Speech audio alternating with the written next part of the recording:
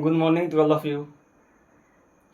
आज हम लोग इलेक्ट्रॉनिक्स इंजीनियरिंग का एक सब्जेक्ट है जिसका नाम ईडीसी है, उसको आज हम पढ़ने जा रहे हैं। तो चलिए हम लोग चलते हैं।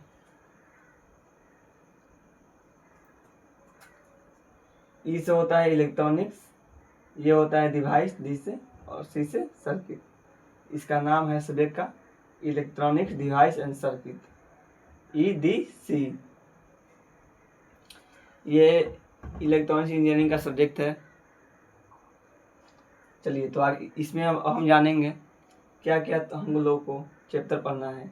यानी कि इसमें चैप्टर कितना है, 1 2 3 4 5 6, पूरा पूरा का पूरा 6 चैप्टर है। इस 6 चैप्टर में ही जो हमें बेसिक ईडीसी है, इलेक्ट्रॉनिक डिवाइस सर्किट है, जो कि हर एक पेपर में आता है। इसरो हो, डीआरडीओ हो, टेक्नीशियन हो, इसमें इलेक्ट्रिकल हो या इलेक्ट्रॉनिक्स हो, कोई भी ब्रांच हो, वो दोनों के लिए आता है, कॉमन सब्जेक्ट है। तो चलिए हम लोग चलते हैं, इसके बारे में कुछ जानते हैं, क्या चीज़ है, क्या नहीं है इसमें।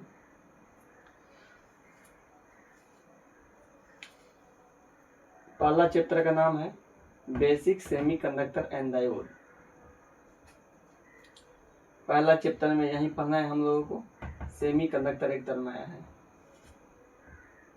ये आप लोग 10th में सुने होंगे इसका नाम, या 12th किए होंगे तो सुने होंगे कि जो मटेरियल कंडक्टर और इंसुलेटर दोनों का बीच काम करता हो, उसी को कहते हैं सेमीकंडक्टर। यानी कि कंडक्टर के बारे में आप जानते होंगे कि ये आसानी से करंट को फ्लो करता है अपने आप के द्वारा। इसमें इंसुलेटर में करंट का फ्लो नहीं होता है। और इसका बीच का हो गया मटेरियल, जो इसको बोलते हैं सेमीकंडक्टर। इसमें कभी करंट फ्लो करता है और कभी नहीं करता है। यानी कि ये दोनों की तरह काम करता है, कंडक्टर और इंसुलेटर दोनों की तरह इसको यूज कर सकते हैं।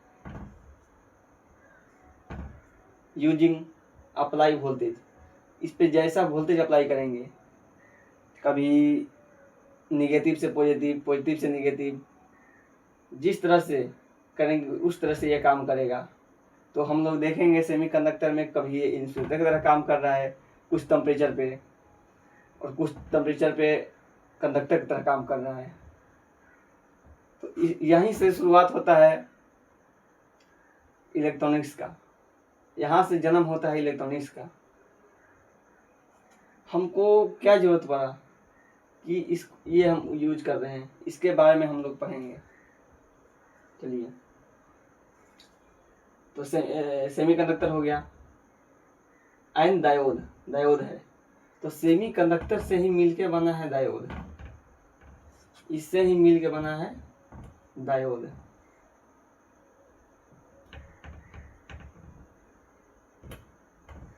जो कि आप बेसिकली इलेक्ट्रॉनिक्स में, चाहे मोबाइल हो, चाहे डिजिटली घड़ी हो, चाहे टीवी हो, रेफ्रिजरेटर हो, कोई भी मशीन हो, हर एक मशीन में ये लगा होता है डायोड। और एक ही कई प्रकार का डायोड होता है, जैसे जिनर डायोड हो गया, अवलांचे डायोड हो गया, ब्रेकडाउन डायोड हो गया, कई प्रकार के डायोड हैं। जैसा जहाँ जरूरत रहेगा उसके अनुसार वो डायोड यूज किया जाएगा। तो बहुत प्रकार के डायोड हमको पढ़ना है इसमें। तो आप जान गए कि इससे मिलकर डायोड बना है। अब डायोड से मिलकर बना है क्या, डायोड हो गया। चलिए डायोड से मिलकर बना है क्या, बाइपोलर जंक्शन ट्रांजिस्टर, यानी बेसिकली इसको बोलते हैं ट्रांजिस्टर। ट्रांजिस्टर क्या करता है, वोल्टेज को फ्लैक्चुएशन करवाता है। आप गाना सुनते होंगे, चाहे कोई भी वीडियो देखते होंगे, जो भी करते होंगे, तो आवाज़ मिक्सिंग करता है, कम बेसी अप डाउन करता है, करंट को फ्लैक्चुएशन के चलते जो डीजे में आवाज़ आता है, आगे पीछे जाता है डीजे, बेस होता है, उस यहीं से इससे ही मिल के बना हो, यहीं उसमें लगा होता है, जिसके चलते वोल्टेज में फ्लैक्चुएशन होता है और हम लोग को डीजे में बहुत अच्छा म्यूजिक कभी कम कभी बेसी हो जाता है। तो इसी के चलते होता है, ट्रांजिस्टर के चलते। अब हम जानेंगे डायोड से मिलकर बना ट्रांजिस्टर। चलिए ठीक है, इतना हम लोग जान गए। तो ट्रांजिस्टर भी दो प्रकार के पढ़ेंगे। चलिए, इसमें पहला का नाम है बीजेटी, यानी कि बाईपोलर जंक्शन ट्रांजिस्टर। बाईपोलर का मतलब क्या हुआ? बाईपोलर यहाँ पर तो लिख दिए हैं, लेकिन इसका मतलब ही बहुत खास है। कैसे खास है? बाई का मतलब हो गया दो, अब पोलर का मतलब हो गया पोलरिटी।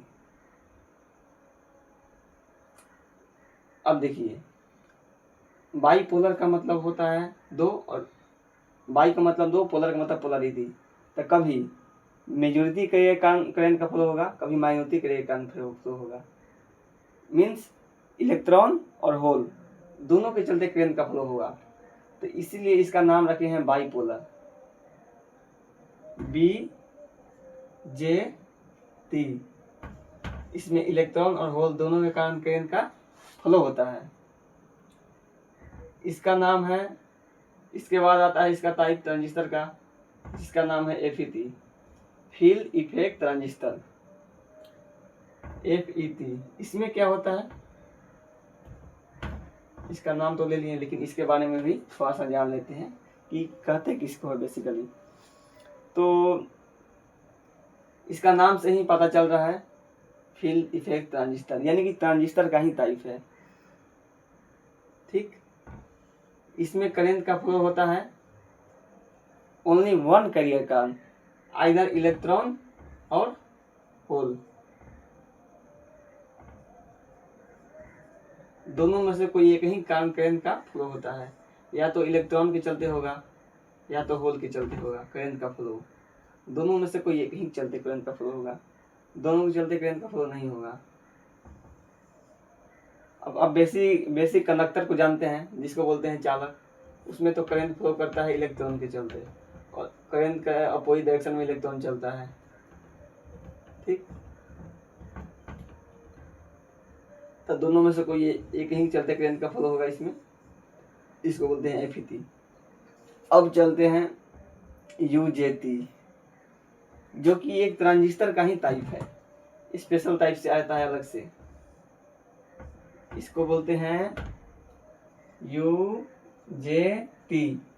इसका फुल फॉर्म होता है यूनी जंक्शन ट्रांजिस्टर।